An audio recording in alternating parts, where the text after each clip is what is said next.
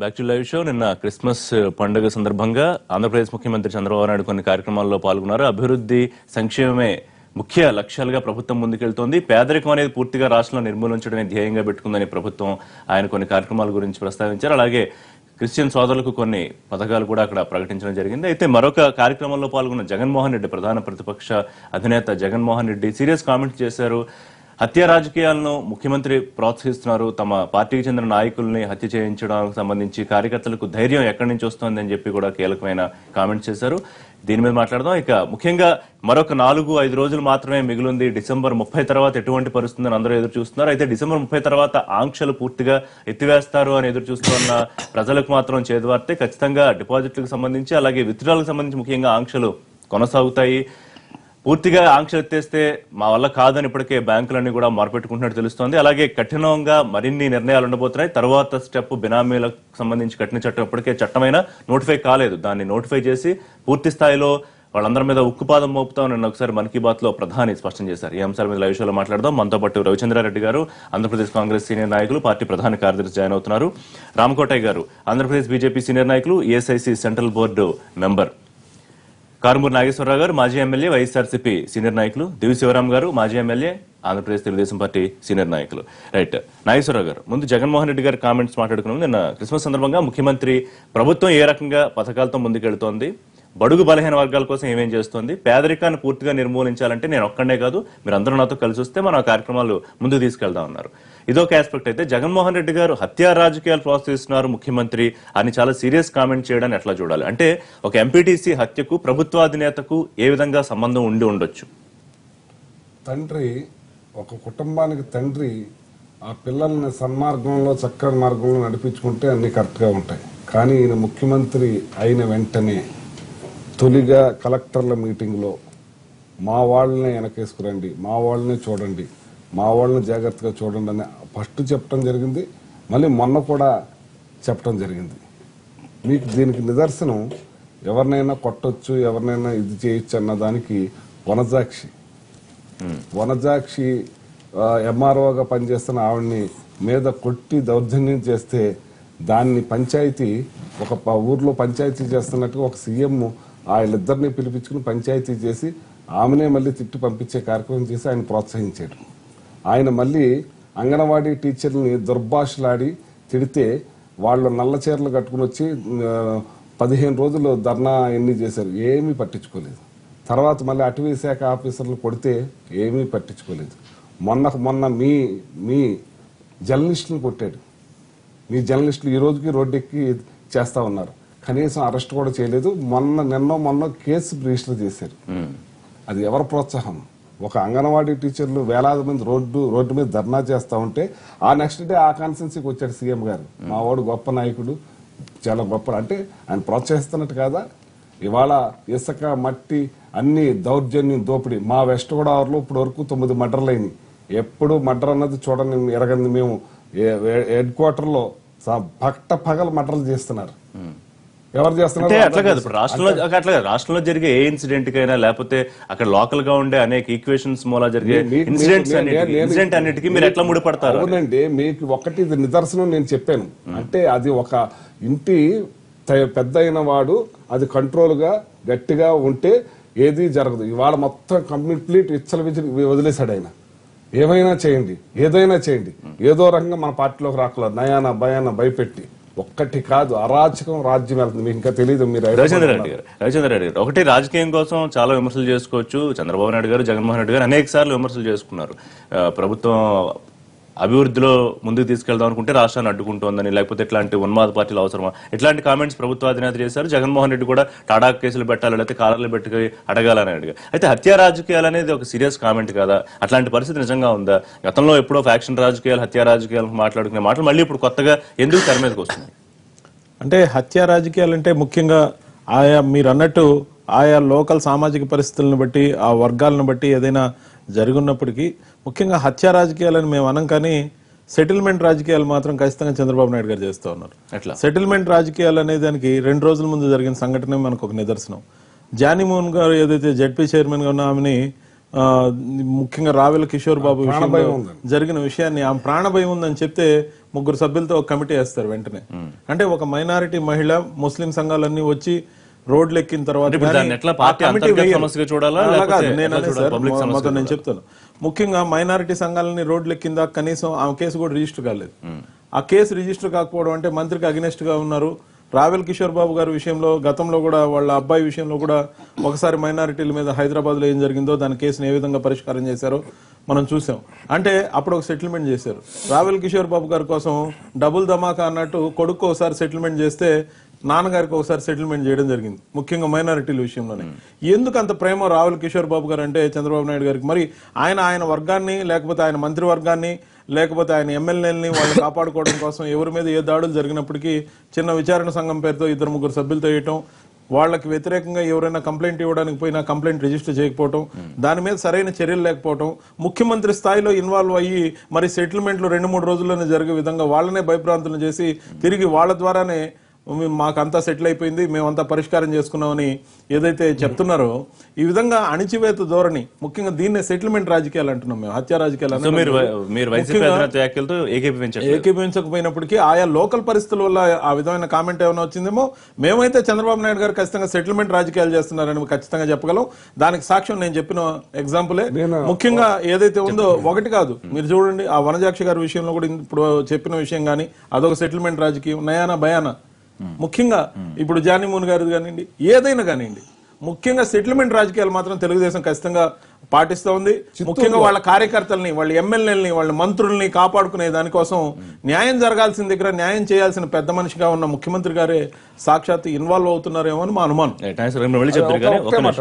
చిత్తూరు మొన్న ఈ మాటకు అడ్డొచ్చాను. చిత్తూరులో కూడా నాకు ప్రాణభయం ఉందంటే అది అన్న వదిలేస్తే అక్కడ కూడా మీరు చూశారు మున్సిపల్ కౌన్సిలర్ ఎవరు మర్డర్ జరిగింది. ఇవన్నీ మీకు ఆయన అన్నారు సెటిల్మెంట్ అని, సెటిల్మెంట్ దాటితే మటర్లే అవుతున్నాయి.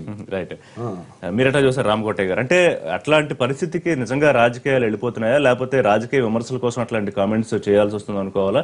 ఇట్లా ఈ రకమైన విధానాలు అవలంబిస్తే ప్రజల మనసు గెలుచుకోరు, ఇట్లా చేస్తే ఆయన బుద్ధి మారేలాగా దేవుడు మొట్టిగా వేయాలి, ఇట్లాంటి కామెంట్స్ కూడా చేశారు జగన్మోహన్ రెడ్డి. అదే మరి దేవుడు మొట్టిగా కాపాడాలి కదా ప్రాణాలు. అంటే ఇవాళ జగన్మోహన్ రెడ్డి గారు చెప్పినా, కాంగ్రెస్ వాళ్ళు చెప్పినా, ఎవరు చెప్పినా కూడా చంద్రబాబు నాయుడు గారి మీద తీవ్రతగా మాట్లాడుతున్నారు. వాస్తవంగా ఏంటంటే ఆయనగా ప్రత్యేకంగా ఎవరన్నా తప్పు చేస్తే ఎట్టి పరిస్థితుల్లో ఒప్పుకునేటువంటి మనస్తత్వం ఉన్నటువంటి మనిషి కాదు. కాకపోతే ఏంటంటే ఇవి జరగకుండా ఉండాల్సిన అవసరం ఎవరైతే ప్రజాప్రతినిధులుగా ఉన్నారో వాళ్ళలోనే ఒక మార్పు రావాలి. ప్రజలకు సేవ చేస్తామని వచ్చినటువంటి వాళ్ళు కొంతమంది ప్రజలకి ఇలాంటి తీవ్రమైన కార్యక్రమాలు చేసి అధినేతకి పార్టీకి కూడా చెడ్డ పేరు తీసుకురావడం అనేది ఇబ్బందికరమైన విషయం. అయితే ఏంటంటే దీంట్లో ఆలోచించాల్సిన విషయం ఏంటంటే ఏ పార్టీలోనే ఉన్నారు. యాక్చువల్గా ఏంటంటే రాజకీయాల్లోకి వస్తే ఇంకా మనకి ఎవరు మనకి అడ్డు ఆపు లేదు, మనం ఏ విధంగా అయినా ఉండొచ్చు అనే విధంగా ఉంటే వాళ్ళందరినీ నెక్స్ట్ టైం ప్రజలే శిక్షిస్తారు. ఆ నియోజకవర్గాల్లో ఉన్నటువంటి వాళ్ళే వాళ్ళకి తగిన బుద్ధి చెప్పడం జరుగుతుంది. కానీ ఇప్పుడు యాక్చువల్గా నాగేశ్వరరావు గారు చెప్పినటువంటి వాళ్ళు అయినా లేకపోతే రవిచంద్ర చెప్పినటువంటి వాళ్ళు కూడా చాలా ఇంపార్టెంట్ విషయం ఏంటంటే రాజకీయ నాయకులు పారదర్శకతలో ఉండాలి. ఆ పారదర్శకత ఎంత స్థాయిలో ఉండాలి అంటే ఎట్టి పరిస్థితుల్లో వాళ్లకు ఉన్నటువంటి స్వలాభాన్ని వీటన్నింటినీ మర్చిపోవాలి. కానీ వీటిని మర్చిపోయి ఇప్పుడు వీళ్ళు చేస్తున్న విధానం కొన్ని దందా విధానాల వల్ల పార్టీకి అధినేతకి, ఎందుకంటే రాష్ట్రంలో ఇవాళ మనం విడిపోయిన తర్వాత రాష్ట్రానికి దిశానిర్దేశం లేని సమయంలో మన చంద్రబాబు నాయుడు గారు మనకు అధికారం చేపట్టడం జరిగింది. ఆయన చేసుకెళ్లే కార్యక్రమాలు ఆయన చేసుకెళ్తున్నారు. చేసుకెళ్లే కార్యక్రమాల్లో ఇవేంటంటే అనవసరంగా పిల్లాడు వచ్చి తండ్రికి పెద్దచేరి తీసుకొచ్చినట్టుగా ఈ శాసనసభ్యులు కానీ ఎవరైనా కానీ చిన్న చేసే కార్యక్రమాల వల్ల నియోజకవర్గాల్లో వచ్చే వాటి కోసం ఒక్కోసారి ఏంటంటే ఇవి ప్రజల్లోకి వెళ్లకుండా ఉండడం కోసం ఒకసారి రక్షించడానికి ఆస్కారం. ఎందుకంటే వనజాక్షి విషయాన్ని అందరం ఖండించాం, అలాగే చిత్తూరులో జరిగినటువంటి విషయాన్ని అందరం ఖండించినా కూడా వాస్తవం ఏంటంటే ఈ కార్యక్రమాలు ఇలా కొనసాగితే పార్టీలో ఉన్న ప్రతిష్ట దెబ్బతింటుంది. కాబట్టి శాసనసభ్యులు తప్పు చేయకుండా ఉండేటువంటి విధంగా వాళ్ళకే పరివర్తన రావాలి. చంద్రబాబు నాయుడు గారు లాంటి మంచి లీడర్ ఉన్న సందర్భంలో ఈ విధంగా చేయటం వల్ల రాబోయే రోజుల్లో ఇబ్బందికరమైన పరిస్థితి ఏర్పడుతుంది. కాబట్టి వాళ్ళు అవగాహన చేసుకుని ఆయనకి చెడ్డ పేరు తేకుండా ఉండాల్సిన ఒకే మాట అయిపోయింది చెప్పేది. మనం ఇప్పుడు వాళ్ళు చంద్రబాబు నాయుడు గారు ఒక పెద్ద మనిషిలో కూర్చుంటే చేస్తే ఇలాగే ఉంటది. అదే కనుక పోలీసుకి లా అండ్ ఆర్డర్ ప్రకారం వాళ్ళు చేసిన నాగేశ్వరరావు గారు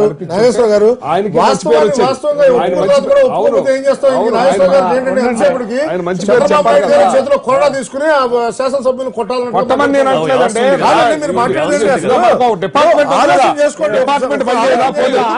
అంటే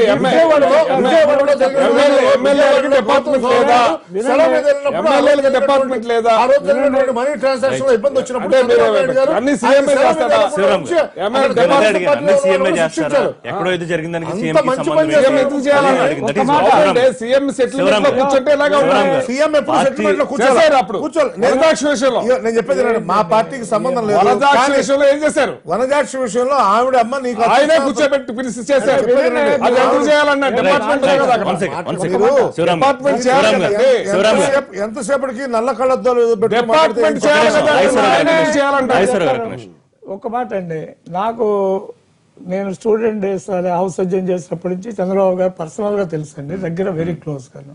25 years 30 years ఇంతవరకుగా ఈ హత్యా రాజకీయాలు కానీ నేర రాజకీయాలు కానీ ఆయన చెప్పటం కానీ సపోర్ట్ చేయటం కానీ దానికి ఏదో మసిబూసి మారేడుకాయ చేయటం కానీ ఏనాడు జరగలేదు. నేను నిర్ద్వందంగా చెప్తున్నాను, ఎవడైనా ఏం మాట్లాడితే వాళ్ళు గురువింద గింజలే. వాళ్ళు చేసే తప్పుడు పనులన్నీ మిగతా వాళ్ళ మీద తోలటం కోసం చేసే మాటలు తప్పించి గేమ్లో నెంబర్ 1. నెంబర్ 2, ఇక్కడ 4-5 ఇన్సిడెంట్ చెప్పాడు ఈయన. నేనుగా ఎందుకంటే నేను కూడా 2 సార్లు ఎమ్మెల్యేగా ఉన్నాను, అత్యంత సన్నిహితంగా ఉన్నాము ఆయనతోటి, ఇప్పుడు కూడా సన్నిహితంగా ఉన్నాము. అయినా కూడా he never allowed us to go beyond certain line.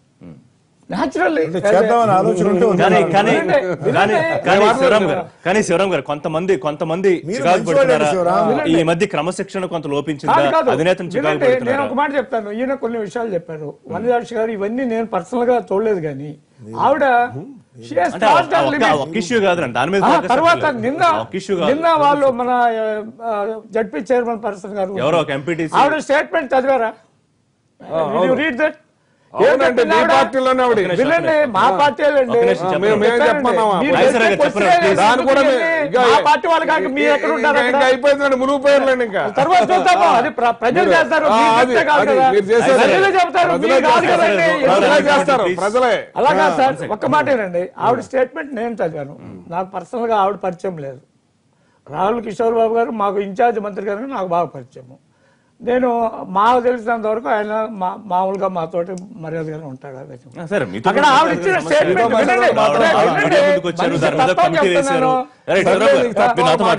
మా పార్టీ వాళ్ళు వినబాకపోయా నువ్వు, నిన్నెవరు చెప్పుకోమన్నాడు సార్? వినండి చెప్పండి. ఆవిడ ఇచ్చిన స్టేట్మెంట్, నేను ఆయన టెలింగ్, ఆవిడ ఇచ్చిన స్టేట్మెంట్ ఏదో పని దగ్గర తగదా పడ్డారు. నేను నా భర్తకి కాంట్రాక్ట్, ఆవిడ ఇచ్చిన స్టేట్మెంట్ నాకు, అదర్వైజ్ ఐ డోంట్ నో. ఏదో పని దగ్గర నా భర్తను కాకుండా చేశారు, మమ్మల్ని ఇది చేశారు అని చెప్పి ఆవిడ ఇచ్చిన స్టేట్మెంట్. దాని మీద వెదర్ ఇట్ ఈస్ ఆవిడేమి నేరం నన్ను ఒక ఆరోపణ చేసినంత మాత్రమే ఆరోపణ. ఇప్పుడు నేను ఇప్పుడు ఇష్యూ అది కాదు. నేను అడిగింది ఏంటంటే హత్యా రాజకీయాలని ప్రతిపక్ష నేత చేసిన కామెంట్ గురించి చెప్పండి. ప్రతిపక్ష నేత చేసే కామెంట్లు ఇప్పుడు మాకు ఆంధ్రప్రదేశ్ లో అత్యంత అడ్వాంటేజెస్ పాయింట్ మాకేంటంటే తెలుగుదేశానికి అక్కడ జగన్మోహన్ రెడ్డి గారు ఉంటుంది. ఎట్లా అంటే అతను చేసే ఒక ప్రతిపక్ష నాయకుడిగా ఆయన చేపట్టాల్సిన నిర్మాణాత్మకమైన కార్యక్రమాలు బోల్డ్ ఉన్నాయి. ఇవి కూడా ఏమైనా జరిగినప్పుడు కూడా స్పందించాల్సిన అవసరం ఉంది. కానీ ఒక చిల్లర రాజకీయ నాయకుడు, ఎవడో లో లెవెల్ రాజకీయ నాయకుడు మాట్లాడినట్టు ఆయన మాట్లాడకూడదు. ఎందుకంటే ఈజ్ నెక్స్ట్ సీఎం. ఇప్పుడు అది కాదండి, సీఎం అన్నాను, మీరు వినకపోతే నెక్స్ట్ ఇప్పుడు ప్రోటోకాల్ లో ప్రతిపక్ష నేత చెవుడు వచ్చిందా ఏంటి? మీకు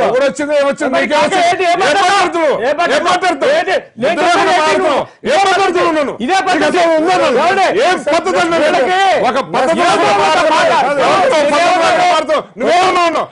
ఆవిడేం మాట్లాడింది? మర్డర్ చేస్తారు చెప్తాను, ఏం మాట్లాడుతాను తెలుసు. నువ్వేం చదివా? రోజు చూస్తావా? టీవీలో చూడలేదు. ఏమిచ్చింది ఆవిడ? నన్ను చంపుతారంటది. ఏదేముంది? మీ పార్టీ చెవులు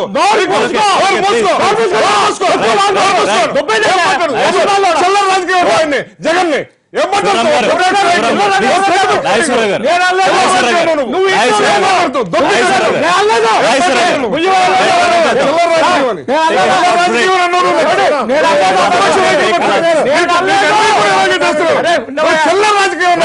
నువ్వే ఏం మాట్లాడుతావు? నువ్వు ఏళ్ళు వచ్చినట్టు మాట్లాడుతావు. నువ్వు ఏళ్ళు వచ్చాక మాట్లాడు. అన్ని నడుస్తున్నాయి.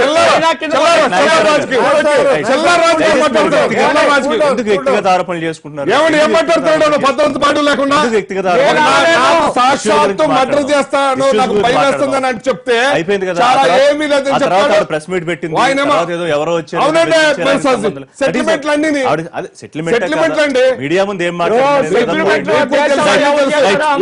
సాక్షాత్ జర్నలిస్ట్ మీదే జరిగితే మీరు ఏం చేశారు? రైట్, దట్స్ ఓకే, అయిపోయింది కదా. అన్నదేంటి ప్రోటోకాల్లో అసెంబ్లీలో కానీ బయట ఏముంది? ప్రోటోకాల్ అసెంబ్లీలో మాట్లాడిస్తున్నారా? ఒక ప్రతిపక్ష నాయకుడికి ఒకసారి మైక్ ఇస్తే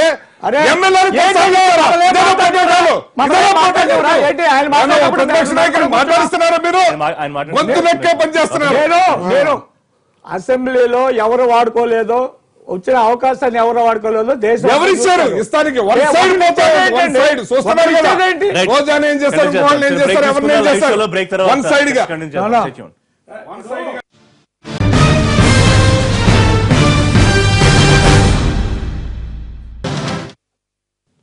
బ్యాక్ టు లైవ్ షో. 30 తర్వాత కూడా నగదు విత్డ్రాపై ఆంక్షలు కొనసాగుతాయా, అలాగే చట్టాలు మరింత కఠినతరం కాబోతున్నాయా? రవిచంద్రారెడ్డి గారు 50 రోజులు సమయం ఇవ్వమని అడిగారు ప్రధానమంత్రి. ప్రజలు కూడా సహనంగానే ఓపికగానే సమయం ఇవ్వడానికి 4 రోజులు చూస్తే ఏదో మేలు జరుగుతుందని అందరూ ఎదురు చూస్తున్నారు. ముఖ్యంగా డబ్బులు చేతికి అంతే మనకు కావాల్సినంత నాకు ఎదురు చూపుల్లో ఖచ్చితంగా అందవు అన్న పరిస్థితి వస్తే అదే సహకారం కొనసాగే అవకాశం ఉంటుందా ఆంక్షలు ఇంకా కొనసాగితే? ఒక్కటి మాత్రం నిజం సార్, ఈ వ్యవస్థను బాగు చేస్తాం, రకరకాల కారణాలు చెప్పారు. దేశం మీద ఉన్న ప్రేమతో కానీ ప్రతి ఒక్కదాంతో కూడా ప్రజలందరూ బలవంతంగా ఈ 50 రోజుల పాటు కష్టాలన్నిటి నుంచి పూర్తి సహనంతో ఎన్ని కష్టాలు ఎదురైనా భరించారు. మరి 50 రోజులు పూర్తి అవడానికి ఇంకో 4-5 రోజులే ఉంది, 4 రోజులు ఉంది. సో ఈ 4 రోజుల తర్వాత మన కష్టాలు తీరుతాయని అనుకుంటున్నారు. ఈరోజు క్రిస్మస్ పండుగలకి జనం దగ్గర సరిపోయే డబ్బులు లేకపోయినా, రేపు జనవరి 1కి ఇంకా చేతిలోకి డబ్బులు రాకపోయినా ఒగ్గబట్టుకొని ఉన్నారు. ఒగ్గబట్టుకొని ఉన్న కష్టం 30వ తేదీ తర్వాత తీరుతుందో, లేకపోతే మోడీ గారు నిన్న ఒక దగ్గర స్టేట్మెంట్ ఇస్తూ మహారాష్ట్రలో అన్నారు 30 తర్వాత మూడింది అని. అది పెద్దలకు మూడిందనే ఉద్దేశంతో ఆయన అన్నారు. కానీ మరి ఇక్కడ ఇన్ని రోజులు పేదలకైతే చాలా కష్టాలు ఏర్పడ్డాయి. ఈ పేదలకు ఏవైతే కష్టాలు ఏర్పడ్డాయి అవి తీరుస్తున్నాను, 30వ తర్వాత ఇంకెటువంటి కష్టాలు మీకు ఉండబోవు అని మాత్రం స్పష్టంగా మోడీ గారు చెప్పలేదు. నిన్నటి రోజున కూడా 30 తర్వాత మూడిందనే స్టేట్మెంట్ ఇచ్చిన దాంట్లో ఉన్న ఉత్సాహం పేదలకు 30 తర్వాత కష్టాలు దూరం అని మాత్రం చెప్పనే లేదు. అంటే దానికి కొనసాగింపుగా ఇంకా కొంతకాలం ఈ కష్టాలు, క్యాష్ క్రంచ్ అనేది కొనసాగుతుందనేది చెప్పకనే చెప్తూ అరుణ్ జైట్లీ గారి ద్వారా చెప్పిస్తున్నారు. అరుణ్ జైట్లీ గారు ఏమంటున్నారంటే ఇది ఒక 3 నెలల నుంచి 6 నెలలు, single quarter to 2 quarters it will happen అని సింపుల్ లాంగ్వేజ్ లో ఇంగ్లీష్ లో చెప్పేశాను ఆయన. 2 quarters అంటే నథింగ్ బట్ 6 more months అని. 6 more months కి ఇప్పటికే వ్యవస్థ ఏ విధంగా ఇబ్బంది అయిందో మనకి సిఎంఐ సర్వే ద్వారా పని దినాలు డిసెంబర్ 15 వరకే 65,000 కోట్ల రూపాయలు, 65,000 కోట్ల రూపాయల పని దినాలు అంటే పని గంటలు, పని ద్వారా సంపాదించుకోవాల్సిన డబ్బు 65,000 కోట్ల రూపాయలు ఈ నెల 15 డిసెంబర్ వరకే క్యాలిక్యులేట్ చేసింది CMI, centre for monetary Indian economy. దాని గురించి దాని తర్వాత అనేక రకాలుగా ఏదైతే ఇబ్బందులు పడుతున్నారో ఇవి తగ్గే సూచనలు అయితే మాకు ఏమాత్రం కనపట్లేదు. కొత్తగా ఏవైతే ప్రమాణాలు పాటించబోతున్నారు 30 తర్వాత ప్రతి ఒక్కరిలో ఒక యాంగ్జైటీ ఉంది. మరి 31వ తేదీ ఉన్న ప్రధానమంత్రి గారు మళ్ళా మీడియా ముందుకు వచ్చి ఏం ప్రకటన చేస్తారన్న ఆతృత ఉంది. అందరూ కూడా టీవీ చూడడానికి కూడా ప్రిపేర్ అయి ఉన్నారు. ఎందుకంటే ఈ మధ్య కాలంలో టీవీ చూడకపోతే సాయంత్రం పూట, ముఖ్యంగా పొద్దున్న చూడకపోయినా పర్లేదు కానీ సాయంత్రం చూడకపోతే ఆ రోజు మోడీ గారు ఏం ప్రకటన చేస్తారో, మనం మిస్ అయితే ఏమైపోతామో అని భయభ్రాంతులు అయి ఉన్నారు. ఖచ్చితంగా 31వ తేదీ ఏ ప్రకటన వస్తుందని ఎదురు చూస్తున్నారు. చట్టాల గురించి మాట్లాడుకుందాం. నాగేశ్వరరావు గారు మీరు చెప్పే ముందు ఎట్లా అండి, ప్రజలు ఇంకా ఓపిక ఉంటుందంటారా? లేకపోతే ఆంక్షలు ఇప్పుడు మీరు 10,000 తీసుకోవాలి, 20,000 తీసుకోవాలంటే కూడా సరే ఇంకా దేశ ప్రయోజనాల కోసం సహకరించే పరిస్థితి ఉంటుందా? ఇప్పుడు ఎలా ఉందంటే అండి, చాలా మంది పని వాళ్ళు ఉన్నారు, వాళ్ళ పనులన్నీ ఆగిపోయినాయి. ఎందుకంటే క్యాష్ ఇప్పుడు మా జిల్లాకు వచ్చేటప్పటికి వాళ్ళ వ్యవసాయ రంగం ఇప్పుడు ఊడుపులు, దమ్ములు అన్నీ వచ్చినాయి. ఓ పక్కనేమో ధాన్యం అమ్ముకుని వాళ్ళ బ్యాంకులో వేస్తా ఉంటున్నారు డబ్బు, ఆ బ్యాంకులో విత్డ్రా చేసుకుంటాను లేదు, ఆ కూలీలకు డబ్బులు ఇచ్చే పరిస్థితి లేదు. అలాగే ఇవాళ తాపీ పనివారు వాళ్ళు ఉన్నారు, అటు సైడ్ నుంచి చాలా చోట్ల నుంచి వస్తారు, అటు వేరే చోట్ల నుంచి కూడా వచ్చి చేసేవాళ్ళు ఉన్నారు. నేను ఒక ఇల్లు అద్దెకు తీసుకున్నాం, దానికి లేబర్ పని చేయాలి.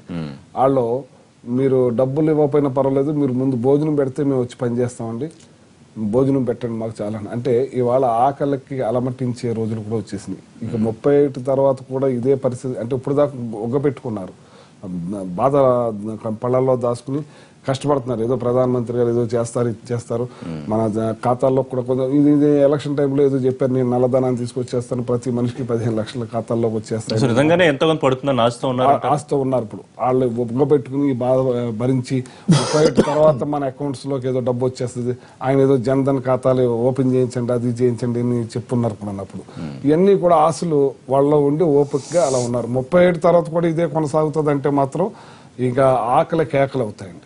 మరి డబ్బులు బ్యాంకులేమో మా దగ్గర డబ్బులు లేవు, ఆంక్షలు ఎత్తేస్తే మొత్తం ఇవ్వాలంటే సరిపోవని వాళ్ళు. అవునండి, బ్యాంకర్స్ కి డబ్బు ఇస్తేనే కదా వాళ్ళు ఇచ్చేది. వాళ్ళు ఏం చేస్తారని ఎంప్లాయీస్ పరిస్థితి కూడా ఎలా ఉందంటే పాపం వాళ్ళు ఎంత అల్లాడిపోతుంది. నిజంగా మంచి సర్వీస్ చేస్తారు. అందులో కొంతమంది ఎవరన్నా ఫ్రాడ్ చేస్తే చేయొచ్చు, కానీ మెజారిటీ పీపుల్స్ మాత్రం వాళ్ళు చాలా పెద్ద సర్వీస్ చేస్తున్నారు. ఇంకొంచెం అలాగా ఇప్పుడు ఉన్నారు. మొన్న ఈ క్రిస్మస్ పండుగ ఉందండి, క్రిస్మస్ పండుగకి డబ్బులు లేక షాపులు, చిన్న షాపులు దాని మీద బతికే వాళ్ళు, చిన్న చిన్న షాపులు ఉంటాయి, బట్టలు కొట్లు ఉంటాయి, ఈ చెప్పుల షాపులు ఉంటాయి. నాకు తెలిసి మన కుర్రవాడిది ఒక షాప్ ఉందండి. ఈ క్రిస్మస్ పండగకే అసలు బట్టలైనా ఇదైనా పెద్ద ఎత్తున అమ్ముడవుతాయంట. అంటే ఇప్పుడు కేంద్రం క్యాష్లెస్ పెట్టి దాని మీద డిజిటల్ కి సంబంధించి కొన్ని లక్కీ డ్రాలు పెట్టి నిన్న కూడా ఓపెన్ చేశారు. అది లక్కీ గ్రాహక్ ఈ లక్కీ డ్రాలు ఇవన్నీ అంటే చాలా నవ్వు వస్తుందండి. ఏంటి సార్ ఇది? అసలు ఇప్పుడు మామూలుగా చదువుకున్న వాళ్ళే డిజిటల్ కార్డు వాడితేనే అలా ఈ సైబర్ కేసులు బోల్డ్ అని వస్తాయి, వదిలేసేయండి. ఇప్పుడు అడ్వాన్స్డ్ కంట్రీ అయిన అమెరికాలోనే 45% ఉందండి డిజిటలైజేషన్, 55% క్యాష్, 10% చైనా, 53% సింగపూర్. ఎన్ని వస్తుంది అంత తర్వాత మీరే మాట్లాడచ్చు. అది చేత ఇవన్నీ కూడా జరిగే కాదు. మనకున్నది 2%. ఒక నిమిషం, అయిపోయింది 2% మన దగ్గర డిజిటలైజేషన్ ఇప్పుడు ఉన్నది. ఒకేసారి 98% ఇప్పుడు అయిపోవాలంటే ఇది అయిపోదు. రైట్. శివరామ్ గారు, ఒకటి రాష్ట్రాలు కొన్ని చర్యలు తీసుకుంటున్నాయి ఈ సమస్య నుంచి కొంచెం బయటపడడానికి, కానీ తర్వాత కూడా ఆంక్షలు కొనసాగుతాయంటే ప్రభుత్వాలకు కూడా ఇబ్బంది అవుతుందా? ఇప్పుడు ఒక మాట అండి, ఐడియా ఈజ్ వెరీ గుడ్. ఒక సిస్టమ్ ప్రిన్సిపల్ ప్రకారం వచ్చారు, అందరు కూడా కష్టాలైనా కూడా సహించారు, బాగానే జరిగింది. తర్వాత ఏమైందంటే డబ్బు అందుబాటులో రాలేకపోతుంది. కారణాలు ఆర్బీఐ వాళ్ళు ఒకటి చెప్తారు, ప్రింటింగ్ ప్రెస్లో కష్టమవుతుంది, అన్ని ప్రింట్ చేయలేము అనేది. సరే, అది ముందు జాగ్రత్త పడాల్సింది. పెద్దలు ఫైనాన్షియల్గా పెద్ద ఎకానమిస్టులు ఉన్నారు, అందరూ బాగా తెలిసిన వాళ్ళు. ఇప్పుడు ఏమవుతుందంటే కష్టపడుతున్నారు. మీరు అన్నట్టుగానే గవర్నమెంట్ చెప్తున్నట్టుగానే ఈ డిజిటలైజేషన్ ద్వారా డిజిటల్ చెల్లింపులు కానీ తీసుకోవటాలు కానీ పెరిగినాయి, దాంట్లో డౌటే లేదు. కొంత పెరిగింది. కానీ నాగేశ్వరరావు గారు చెప్పినట్టుగా అది మనం వాళ్ళు కోరుకునే విధంగా పెరగదు. ఇది కష్టం. ఇది ఇట్ మే టేక్ ఇయర్స్. ఇది పూర్తిగా ప్రతివాడు డిజిటలైజేషన్. ఆంక్షలు రేపు ఎంత తీసుకోవాలంత కుదరకపోతే ఇంతవరకు వాళ్ళు ఏం చెప్పారంటే రేపు 30 తర్వాత వీళ్ళు అనౌన్స్ ఇట్ అన్నారు. ఇప్పుడు కూడా మేము అడుగుతుంది ఒకటే, 24,000 తీసుకోవచ్చు అన్నారు, అది రావట్లేదు. ఫస్ట్ పాయింట్ అది. ఇప్పుడు చెప్పిందే సక్రమంగా క్యాష్ అక్కడ సప్లై చేయలేని పరిస్థితి వస్తా ఉంది. అక్కడ బ్యాంక్ ఎంప్లాయీస్ కూడా ఇబ్బందులు పడుతున్నారు, దాంతోపాటు ప్రజలు కూడా ఇబ్బంది పడుతున్నారు. ముఖ్యంగా ఇప్పుడు మా ప్రాంతం ప్రకాశం జిల్లా ఇప్పుడు మెట్ట పైర్లు మొదలైనవి, మన వానలతో మొదలైనవి. వాళ్ళకి కూలి వాళ్ళకి డబ్బులు ఇవ్వాలన్నా, ఏదైనా ఎరువులు కొనాలన్నా అన్ని this is the time where we require lot of money. దానికి ఏదో 50,000 ఇస్తామన్నారు అకౌంట్ నుంచి, రావట్లేదు పూర్తిగా. కానీ ఇది కనుక ఇది ఇండెఫినెట్ గా కొనసాగకుండా ఉండాల్సిన అవసరం ఉంది. దానికి ఒక్క మాట, ఈ మధ్య కూడా క్యాష్ ఫ్లో ఎక్కువ చేయటం కోసం చంద్రబాబు నాయుడు గారు పర్సనల్ కేర్ తీసుకుంటున్నాడు యాజ్ సీఎం.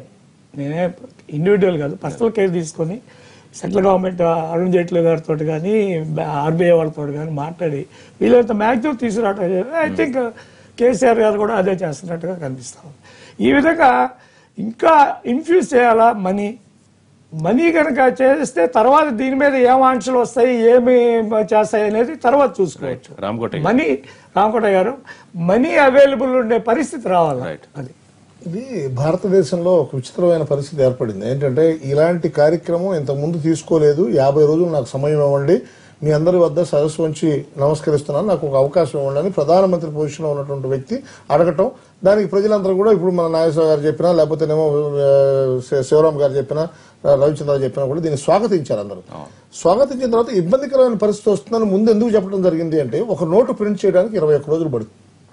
ఈ ప్రాసెస్కి 21 రోజులు పట్టింది, మళ్ళీ వెళ్ళడానికి 21 రోజులు పడుతుంది, ఏది ఎక్కడికైనా చేరడానికి జరుగుతుంది. ఈ క్రమంలో మనకు వచ్చినటువంటి 10 రోజులు 15 రోజులు ఇబ్బంది పడ్డ తర్వాత ప్రజలకి తెలిసొచ్చింది ఇబ్బంది ఉందనే విషయం తెలిసొచ్చింది. ఈ క్రమంలో రోజుకి 15,000 కోట్ల రూపాయలు ప్రింట్ అవుతున్నాయి నోట్లు, చిన్న నోట్లు 15,000 కోట్లు ప్రింట్ అవుతున్నాయి. ఇవాళ రోజు వరకు దరిదాపుగా మనకి ఆ డిమానిటైజేషన్ తర్వాత వచ్చినటువంటి విధానంలో దరిదాపుగా 7 లక్షల కోట్ల రూపాయలు ఇప్పటి వరకు ప్రింట్ జనాల్లోకి వచ్చింది. టోటల్ గా 15,08,000 కోట్లు డిమానిటైజేషన్ చేస్తే అంతకుముందు 2,61,000 కోట్లు ఉన్న తర్వాత ఇప్పుడు 7 లక్షల కోట్లు వస్తే మొత్తం కలిసి 9 లక్షల కోట్ల రూపాయలు డబ్బులు ప్రజల్లో ఉన్నాయి.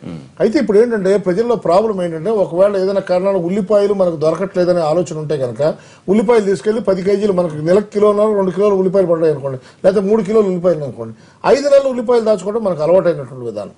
ఈ కార్యక్రమంలో ఏమవుతుందంటే ప్రజలు 100 రూపాయల నోటు కనుక వస్తే కనుక ఎట్టి పరిస్థితుల్లో యాక్సెప్ట్ చేయట్లేదు. ఇందాక నేను కారు ఎక్కి వచ్చినప్పుడు అబ్బాయికి బాబు నీ దగ్గర పేటీఎం ఉందంటే ఉందండి అన్నాడు. నేను పొరపాటున 150 రూపాయలు డబ్బులు తీసి ఇచ్చాను.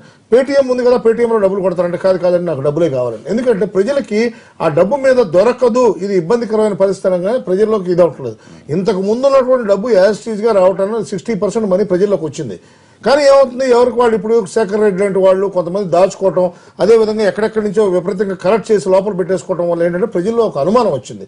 దేశాన్ని గెలిపించే కార్యక్రమంలో, దేశాన్ని ముందుకు తీసుకెళ్లే కార్యక్రమంలో ప్రతి పౌరుడు ముందుకు రావాలి. ఇప్పుడు ఎక్కడైనా సరే ఇందాక కూలీలు సోదరులు నాగేశ్వరరావు గారు చెప్తున్నారు కూలీలు ఇబ్బంది పడుతున్నారని, వాస్తవమైన విషయం, దాన్ని మేము ఒప్పుకుంటాం కదని అంటున్నా. కానీ ఇప్పుడు నేను ఆంధ్రప్రదేశ్ కాంట్రాక్టర్ అసోసియేషన్ అధ్యక్షుడిగా ఉన్నాను. నేను చూస్తే కనుక మా దగ్గర ఉన్నటువంటి వాళ్ళందరికీ అకౌంట్స్ ఓపెన్ చేయించి వాళ్ళ అకౌంట్లో పంపించాం. అయితే దురదృష్టకరమైన సంఘటన ఏంటంటే వీళ్ళు ఒక రోజు పని మానుకుని వెళ్ళి లైన్లో నుంచోవాలంటే ఇబ్బందికరమైన పరిస్థితి. ఆదివారం నాడు బ్యాంక్ ఉండదు. బ్యాంకుల్లో 85,000 ఉన్నటువంటి బ్యాంకుల్లో ప్రతి ఉన్నటువంటి 15 నుంచి 20 మంది సిబ్బంది ప్రతి ఒక్కళ్ళు చాలా కష్టపడి పనిచేస్తున్నారు. ఇది చాలా గొప్ప విషయం. దీంట్లో 500-600 మంది బ్యాంకుల వాళ్ళు ఎవరో కొద్దిగా అక్రమం చేయడం, పోస్ట్ ఆఫీసులో ఉన్న వాళ్ళు చిన్న చిన్న చేయడం, అవకాశం వచ్చినప్పుడు దొంగలు కాకుండా ఉండకోసం అనే విధానం లేదు. కానీ ఏంటంటే దేశాన్ని గెలిపించే కార్యక్రమంలో, నలకుబేరులను పట్టుకునే కార్యక్రమంలో ఇది ఒక 10% మాత్రమే. రాబోయే రోజుల్లో ఇంకా మంచి కార్యక్రమాలు చేపట్టాలి. ఓకే, మంచి కార్యక్రమాల కోసం ప్రజలు వెయిట్ చేస్తున్నారు. కానీ నమ్మకం కోల్పోకుండా అంటే ఒక విషయం ఋషి గారు, నమ్మకం కోల్పోలేదు. కానీ ఏంటంటే వాస్తవం ఏం జరిగిందంటే ఎవరి బ్యాంక్ అకౌంట్ లో డబ్బులు ఎవరు కొట్టేయట్లేదు. ఏంటంటే సైబర్ నేరాలు ఇవాళ జరిగినా ఇంతకుముందు జరిగినాయి. ఇంతకుముందు చాలా సార్లు చెప్పారు, టమోటాలు తీసుకెళ్లి ఎక్కడ రైతులు దొరకలేదు పారబోస్తున్నారు. 15 సంవత్సరాల నుంచి టీవీలో చూస్తున్నాం మనం. టమోటాలు పారబోయడం ప్రతి సీజన్లో జరుగుతున్నటువంటిది. పాలకు రేట్ రాకపోతే పాలు పారబోయడం ఇవాళ మోడీ గారు వచ్చారని చేయట్లేదు. ఇలాంటివి కొన్ని ఇబ్బందికరమైన పరిస్థితులు. కానీ దానికి సైబర్ భద్రతలో భారతదేశం ఎక్కడుందనే అధ్యయనాల్లో మనం పరిపూర్ణమైనటువంటి అవగాహనతో ఉంది. ఎట్టి పరిస్థితుల్లో డబ్బు ఉన్నటువంటి వాళ్ళు వాళ్ళ బ్యాంకును చూసుకోవాల్సిన అవసరం అయితే తప్పకుండా ఉంది. దీనికి సంబంధించిన బ్యాంకర్స్ కూడా ఒకసారి క్రాస్ చెక్ చేసుకోవాల్సిన అవసరం ఉంది. ఎందుకంటే వాళ్ళ బ్యాంక్ డిజిటల్ సిస్టమ్ ఉంటే కనుక డిజిటల్ సిస్టమ్ లో కంపల్సరీ అకౌంటెంట్స్ వాళ్ళకి సంబంధించినటువంటి వాళ్ళు దీన్ని కంపల్సరీ చెక్ చేయాల్సిన అవసరం ఉంది. ఎవరో మన హ్యాక్ చేస్తే, ఎందుకంటే నాకే ఇబ్బందికరమైన పరిస్థితి వచ్చింది. ఎస్బీఐ కార్డు మేము చెక్ చేస్తామండి ఒక ఫేక్ నెంబర్ నుంచి వచ్చి నా అకౌంట్ నుంచి 4,000 రూపీస్ పోయిన సందర్భంలో ఇది ఈ మధ్య జరిగింది కాదు, దరిదాపుగా ఇది 6 నెలల క్రితం జరిగింది. సైబర్ నేరాలు జరుగుతున్నమాట. సైబర్ భద్రతలో మనం ఎక్కడ ఉన్నాం అంటే చాలా అట్టడుగున ఉన్నాం. దేశంలో ఉన్నటువంటి జనాభా ఇప్పుడు అమెరికా లాంటి ప్రదేశాల్లో 40% ఉందంటే అమెరికా జనాభా ఎంత 33 కోట్లు. దాంట్లో కార్డు వాడేవాళ్ళు 25 కోట్ల మంది చిన్నపిల్లలు, వాళ్ళకి సంబంధించిన వాళ్ళు తీసేస్తే దాంట్లో 130 కోట్ల మంది జనాభాలో మనకు ఉన్నటువంటి ప్రతిపత్తి బ్రహ్మాండంగా ఉంది. చాలా మంది ఇంజనీరింగ్ చదువుకుని ఉద్యోగాలు నిర్ణయాలు తీసుకున్నప్పుడు కూడా ఒక నిర్ణయం తీసుకోవడానికి ఓ దేశాన్ని బాగుపరచడం కోసం ఒక బ్రహ్మాండమైనటువంటి పంచ్ లాంటి విధానం ఇది. దీంట్లో అందరూ దీన్ని సపోర్ట్ చేయాలి. దేశాన్ని గెలిపించే కార్యక్రమంలో ప్రతి ఒక్కరు నిర్ణయం తర్వాత మేము తీసుకుంటున్న నిర్ణయాలన్నీ కూడా సఖ్యంగానే సవ్యంగానే ఉన్నాయని ప్రధాని సమర్థించుకున్నారు. నెంబర్ 1. రెండోది, ఇది మొదటి నుంచి చెప్తున్నారు. తర్వాత వచ్చేది బినామీ చట్టం కానివ్వండి, తర్వాత తీసుకునే మరిన్ని కఠిన చర్యలు కానివ్వండి, అక్రమార్కులకి వారికి పతనం మొదలైనట్టే అని. సో ఎట్లాంటి నిర్ణయాలు ఉండొచ్చు? నిజంగానే ప్రభుత్వానికి లక్ష్యాన్ని చేరుతుందని మీరు అనుకుంటున్నారా? ప్రభుత్వం తరఫున ప్రధానమంత్రి గారు ఏదైతే అత్యుత్తమైన నిర్ణయం తీసుకున్నారని ఆయన చెప్తున్నారో, ఒక్క 45 రోజుల లోపల 69 సార్లు ఆర్బీఐ రూల్స్ మార్చారంటే ప్రజలు పడుతున్న ఇబ్బంది మార్చడం జరిగింది. అట్లా కాదు, మీరు ప్రజల గురించి ఎక్కువ మాట్లాడకండి. ఒక నిమిషం చెప్పారు. నేననేది ఏంటంటే, ఒక్కటి ప్రజల కోసం అని చెప్పిన ఈ కార్యక్రమం ఏదైతే ఉందో అది ఆ ఫెయిల్యూర్స్ నుంచి ఎట్లా బయట రావాలో తెలియక దానిలో నుంచి 69 సార్లు రూల్స్ అండ్ రెగ్యులేషన్స్ మార్చారు. ఒకరోజు ఇంక్ స్కీమ్ అన్నారు, మరుసటి రోజుకి ఏమైంది? ఒకరోజు 2,000, 2,500, 4,000 ఎన్ని రకాల ఆంక్షలు ప్రయోగాలు. ఒక దేశాన్ని మొత్తాన్ని ఒక ప్రయోగశాలగా ఒక పనికి మాలిన నిర్ణయం. ముఖ్యంగా మొదటంతా నిర్ణయం మంచిదన్న ప్రతి ఒక్కరు కూడా నిర్ణయం ఎప్పుడైతే ఫెయిల్ అయిందో దాన్ని పనికి మాలిన చెత్త నిర్ణయం కింద ఈరోజు దేశం అంతా ట్రీట్ చేస్తున్నారు. ఈరోజు పేదవాళ్ల పొట్ట మొత్తం కొట్టింది బీజేపీ. ముఖ్యంగా నేను ఇందాక పని దినాల వల్ల పనికి సంబంధించిన సొమ్ము ఎంత కోల్పోయారు అనేది 65,000 కోట్ల రూపాయలు అని చెప్పాను. ఈరోజు ముఖ్యంగా ప్రధానమంత్రి గారు స్వయంగా డిజిటలైజేషన్ అనే బాట ఎత్తుకున్నారు 20 రోజులుగా. ఎందుకంటే ఇది ఫెయిల్యూర్ అయిపోయింది, డిజిటలైజేషన్ గురించి అడ్వర్టైజ్మెంట్ చేసుకుంటే మంచి పేరు వస్తుందని ఎవరో సలహా ఇచ్చినట్టున్నారు. డిజిటలైజేషన్ గురించి you cannot force the public of India. ఎందుకని మీరు ఇండియన్ పబ్లిక్ ని మీరు డిజిటలైజేషన్ వరకు బలవంతంగా మళ్లించదలుచుకున్నారు? నేను ఒకటే అడుగుతున్నాను, దేశంలో ఏదైనా ఒక చిన్న గ్రామం ఉంది లేదా ఊరు ఉంది అనుకుందాం, సింపుల్ లాంగ్వేజ్ లో ప్రజలకు అర్థం కావాలని చెప్తున్నా. ముఖ్యంగా మంచినీళ్ళు అనేవి ఇక నుంచి 50 రోజులు రావు అని చెప్పినప్పుడు ఆ మంచినీళ్ళకి ఆల్టర్నేట్ గా మినరల్ వాటర్ ప్రవేశపెట్టి దాన్ని 20 పైసలకే ఇస్తారు, అవి కొనుక్కున్న వాళ్ళకి 10 పైసలు సబ్సిడీ ఇస్తామని ఏ విధంగా మినరల్ వాటర్ వైపు ప్రజల్ని మళ్లిస్తారో బలవంతంగా, అదే విధంగా ఈ రోజు డిజిటలైజేషన్ వరకు మళ్లిస్తూ ముఖ్యంగా వీసా, మాస్టర్ కార్డ్ ఈ అన్నిటి గురించి ఒక పెద్ద స్కామే ఉంది అనేది రాహుల్ గాంధీ గారి దగ్గర ఉన్న ఫైలు. ముఖ్యంగా నేను చెప్తున్నాను, వీసా అనే దానికి సార్ ఒక నిమిషం మధ్యలో రాకండి, మా వాయిస్ పోనండి. వీసా అనే కార్డు, వీసా అనే ఒక కార్డు కానీ, వీసా అనే కార్డు కానీ, మాస్టర్ కార్డు కానీ ఇవన్నీ కూడా ఏవైతే సంస్థలు ఉన్నాయో, ఒక కార్డు మనం స్వైప్ చేసిన మరుక్షణం ₹2.92 విదేశీ ఖాతాలో వాళ్ళ అకౌంట్ లో పడుతుంది. రోజుకి 5 సార్లు మనం స్వైప్ చేసామంటే ₹3, ₹15 వీసాకి మనం బ్యాంకర్స్ చెల్లిస్తారు. ఆ బ్యాంకర్స్ మన కస్టమర్ల దగ్గర నుంచి ఎప్పుడో ట్రాన్సాక్షన్ చార్జెస్ లో 30 రోజుల తర్వాత, 45 రోజుల తర్వాత, 90 రోజుల తర్వాత మన దగ్గర మనకు చెప్పకుండానే మన బ్యాంక్ అకౌంట్ లో కట్ చేసుకునే విధానం ఈ రోజు అమల్లో ఉంది. అంటే ఇవన్నీ కూడా ఒక లెక్క ప్రకారం డిజిటలైజేషన్ వైపు మళ్లిస్తామని చెప్తూ ఇది ఒక పెద్ద స్కామ్ కి తెరదీస్తా ఉంది. ఎందుకంటే ఒక సంవత్సరానికి చేసిన క్యాలిక్యులేషన్ ప్రకారం 1,65,000 కోట్ల రూపాయలు, 1,65,000 కోట్ల రూపాయలు ఇలాంటి సంస్థలన్నింటికి సంవత్సరానికి వెళ్ళిపోతాయి డిజిటలైజేషన్ ద్వారా. ఈ రోజు చాలా ఆనందపడుతూ మోడీ గారు ఒక బ్రాండ్ అంబాసిడర్ లాగా డిజిటలైజేషన్ గురించి ఏదైతే ప్రచారం చేయడంతో పాటు లక్కీ గ్రాహక్ యోజన అని చెప్పేసి 15 వాళ్ళు ఈయన ఏమన్నా మనం ఒక బ్రాండ్ అంబాసిడర్ గా డిజిటలైజేషన్ ప్రచారం చేయడానికి పెట్టామా? ఈ దేశానికి ప్రధానమంత్రిగా ఎన్నుకున్నామా? ప్రధానమంత్రి గారు ఏంటి, మోడీ గారు వచ్చేసి 15,000 మందికి, ఒక్క నిమిషం, 15,000 మందికి లాటరీ స్కీమ్ గురించి డిజిటలైజేషన్ ఏదైనా బలవంతంగా ఏదైతే మళ్లిస్తారో ప్రజల్ని, అదంతా స్కామ్ లో కుట్రలో భాగమని కాంగ్రెస్ పార్టీ చెప్తా ఉంది. కాంగ్రెస్ పార్టీ పసలేని విధానాలతో మాట్లాడుతూ మేము చెప్పిన దానికి ఆరోపణకి ఆన్సర్ ఉందా? ఆన్సర్ ఉందా?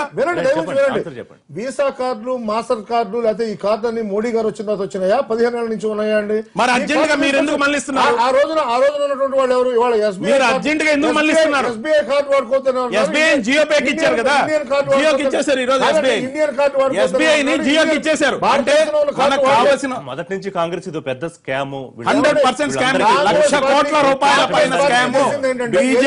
కూడా స్కామ్ అంటారు. 100% Modi mother of all scams. This is mother of all scams. This is mother of all scams. మీకు ఎందుకు ఎంత ప్రేమ డిజిటలైజేషన్ గురించి? మీరు ఎందుకు ఊదరు కొడుతున్నారు? మీరు ఎందుకు ఊదరు కొడుతున్నారు? 2వ తేదీ నుంచి కాంగ్రెస్ పార్టీ తీసుకునే కార్యక్రమాలు మిమ్మల్ని కళ్ళు తెరిపించే విధంగా ఉంటాయి దేశవ్యాప్తంగా. మీరు చూడండి. అది ఒక విషయం రవిచంద్ర గారు, మీరు మాట్లాడే పసలేని విధానాల వల్ల ప్రజలు చాలా నవ్వుకుంటున్నారు. మా వాయిస్ ప్రజల్లోకి ఎంత బలంగా పోయిందో. పేద ప్రజలు కూరగాయలు కొనుక్కోవాలన్నా మోర్కి రిలయన్స్ పోయి కొనుక్కోవాలన్నా ఎందుకు కొనుక్కోవాలి? పేదోళ్ళు కొట్టి పెద్దోళ్ళకి పెట్టే అవకాశం మీకు ఎవరు ఇచ్చారు? మిమ్మల్ని ఎవరు చేయమన్నారు ఈ పని? మిమ్మల్ని ఎవరు చేయమన్నారండి మీ పని? ఇప్పుడు మీరు మాట్లాడే పసలేని విధానం వల్ల ప్రజలు నవ్వుతున్నారు. నెక్స్ట్ నవ్వట్లేదు, నిప్పులు పోస్తారు ముందు మీ మీద. నేననేది ఇప్పుడు బినామీ చట్టం అన్నది సరే, అది మాట్లాడదాం. ఇది ఒకటి 31వ తారీఖు తర్వాత మీకు స్వర్గం కనపడుతుంది అన్నాడు. ఇప్పుడు మళ్ళీ ఆయన ఏమంటున్నారు, ఇంకా 37 తర్వాత కూడా ఉంటాయని అంటున్నారు. ఇది ఇంకా ప్రజలు భరించే పరిస్థితి లేదు. ఎందుకంటే ఆకలి కేకలండి. మీరు ఏమన్నా తిరుగుబాటు ఖచ్చితంగా వస్తుంది, మీకు నాకు వస్తుందండి. ప్రజల్లోకి వెళ్దాం రండి. చిన్న వాళ్ళకి నీళ్లు పోయమనండి చాలు, మంచి నీళ్లు పోయమనండి చాలు, ఎవరైనా కనపడతలేదండి అక్కడ. కానీ ఇవాళ ఎంత ఘోరంగా ఉందని చాలా. అంటే మీరు పొలిటికల్ పార్టీ కాదా? మీకు బాధ్యత లేదా? నేను చేస్తాను, సర్వీస్ చేస్తాను. ఇలాంటి కార్యక్రమాలు మీరు మధ్యలో మాట్లాడకండి రామకోటయ్య గారు. మీరు మాట్లాడినప్పుడు నేను మాట్లాడలేదు, నాగేశ్వర గారు మీరు మాట్లాడినప్పుడు నేను మాట్లాడలేదండి. నన్ను చెప్పండి. ఏమనండి, మీ మోడీ గారు 90 రకాలుగా మార్చారు మాట్లాడి. మొన్న ఏమన్నారు, ఇంకా మీరు 5,000 లోపే వేయాలి, ఇంకెవరు వేయటానికి లేదు, జమ చేసి 31వ తారీఖున ఒక నిర్ణయం తీసుకున్నప్పుడు ఒక నిర్ణయం ప్రకారం పోకుండా 90 సార్లు మార్చి దాన్ని ప్రజలను ఇబ్బందులు పాలు చేస్తూ ఈ రోజుకి కూడా చాలా మంది పాపం ఈ మన పెన్షన్దారులు ఉన్నారండి, ముసలి వాళ్ళు, నడవలేని వాళ్ళు, వాళ్ళందరూ కూడా వచ్చే ఆ లైన్లో పడుకుంటాం, చెప్పులు రాళ్ళు లైన్లో పెట్టుకుంటాం, కూర్చోవటం, బాక్సులు పట్టుకుని అన్నాలు పట్టుకుని రావటం. ఏం సమాధానం 100 మంది రామగడ 100 మంది చనిపోయారు. మరి వాళ్ళకి ఏమన్నా 150 వాళ్ళు ఏమన్నా అడ్రస్ ఒక్క ప్రాణం తీసుకురామనండి, చెప్పండి సార్. 23 మంది ఆంధ్రప్రదేశ్ లో ఏమన్నా ఇప్పటికే మాకు చుక్కలు కనపడిపోయినాయి. ఇప్పుడు ఇంకా 37 తర్వాత చుక్కలు ఉండండి, ఒక నిమిషం అండి. 37 తర్వాత చుక్కలు చూపించడం అన్నది కాదండి. 37 ఇప్పుడే మనకు చుక్కలు కనపడతాయి, ఏం కనపడతాయి.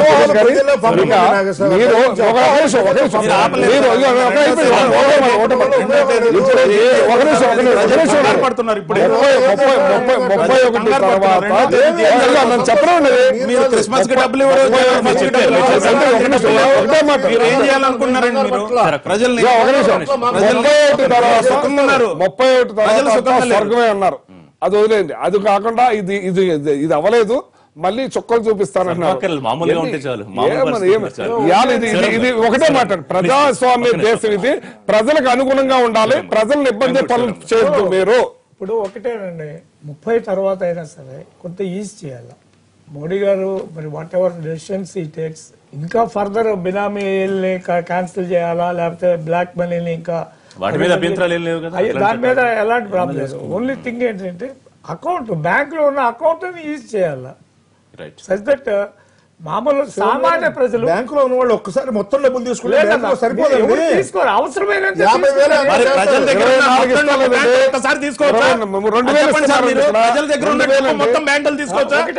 మీరెందుకు చేశారా పని? ఒకటే అండి, 2000 రూపాయలు ఇస్తే ఎలా సరిపోతుందండి?